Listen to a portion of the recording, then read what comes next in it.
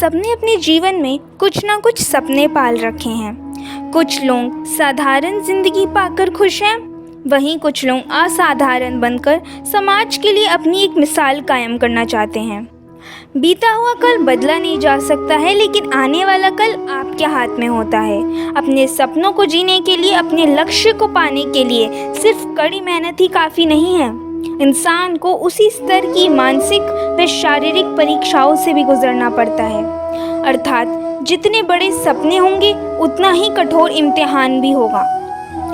भारत की अरुणिमा सिन्हा एक ऐसी ही महिला है जिनके सामने मौत ने भी दो बार घुटने टेक दिए, जिन्होंने अपना एक पैर खोने के बावजूद भी एवरेस्ट जैसे दुरूह पहाड़ को चढ़ने में सफलता हासिल की। अरुणिमा सिन्हा माउंट एवरेस्ट पर चढ़ने वाली पहली भारतीय विकलांग महिला हैं, जिन्हें पहले वॉलीबॉल खिलाड़ी के रूप में जाना जाता था।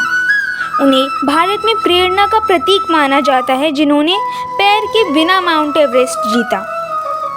माउंट एवरेस्ट हिमालय पर्वत की श्रृंखला का वो पर्वत है जो दुनिया में सबसे ऊंचे पर्वत के तौर पर जाना जाता है। दुनिया की सबसे ऊंची चोटी पर आम लोगों का चढ़ना भी मुश्किल है। ऐसे में एक विकलांग महिला का उस चोटी पर चढ़ना और विजय प्राप्त करना किसी सपने से कम नहीं। लेकिन कहते हैं ना, जिंदगी के रास्ते और आपकी हिम्मत आपको हर कठिनाई पार करा ही देती है। शायद इसीलिए अरुणिमा सिन्हा भी ये कारनामा कर पाईं। आइए जानते हैं उनकी कहानी। अरुणिमा सिन्हा का जन्म 20 जुलाई 1988 को उत्तर प्रदेश में हुआ था। उन्होंने अपने पिता को 3 साल की उम्र में खो दिया था।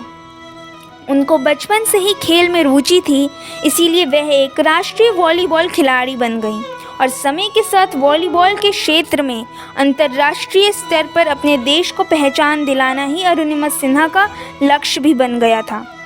अरुणिमा सिन्हा की मेहनत में कोई कमी नहीं थी और उनके घर वालों को भी यकीन था कि एक दिन अरुणिमा अपना सपना ज़रूर पूरा कर लेंगी। लेकिन ज़रूरी नहीं जैसा सोचे वैसा ही किस्मत भी चाहे। एक दुर्घटना ने नाटकीय रूप से उनका जीवन बदल दिया। वह दुर्घटना ऐसी थी कि 12 अप्रैल साल 2011 की रात, जब अरुणिमा सिन्हा पद्मावती एक्सप्रेस से लखनऊ से दिल्ली आ रही थी, उसी दौरान रात में कुछ चोरों ने ट्रेन पर हमला कर दिया और अरुणिमा की सोने की चेन खींचने की कोशिश की। जब अरुणिमा ने उनका विरोध किया तो उन चोरों ने अरुणिमा को चलती ट्रेन से फेंक दिया। ट्रेन से गिरने से अरुणिमा का एक पैर ट्रेन के नीचे आ गया। वह पूरे रात ट्रेन ट्रैक पर पड़ी रही और 49 से अधिक ट्रेनें उनके पैर पर से जा रही थी, लेकिन वह खुद को बचाने में असमर्थ थी।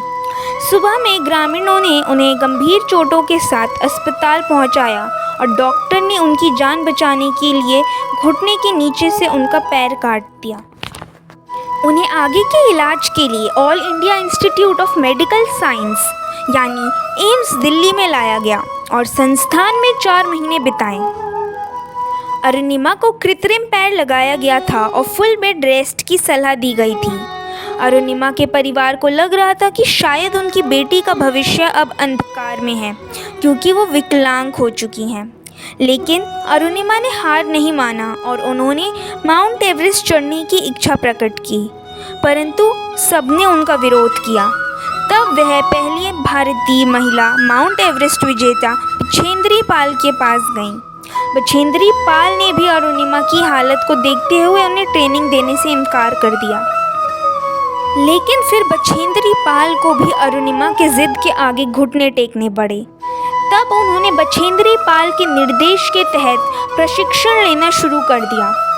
पर्वतरोही बछेंद्री पाल के निरीक्षण से अरुणिमा सिन्हा ने अपनी ट्रेनिंग पूरी की और 21 मई 2013 को दुनिया की सबसे ऊंची चोटी माउंट एवरेस्ट को फतह कर एक नया इतिहास रचते हुए ऐसा करने वाली पहली विकलांग भारतीय महिला होने का रिकॉर्ड अपने नाम कर लिया, जिसके लिए उन्हें बहुत सारा सम्मान और पुरस्कार मिला।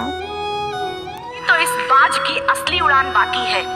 अभी तो इस बाज की असली उड़ान बाकी है, अभी तो इस परिंदे का इम्तिहान बाकी है।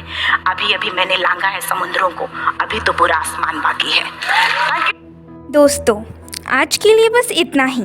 मैं आशा करती हूँ कि जितना अरुणिमा सिन्हा ने मुझे प्रेरित किया है, ये वृत्तचित्र देखने के बाद आपको भी उन्होंने उतना ही प्रेरित किया हो। धन्यवाद।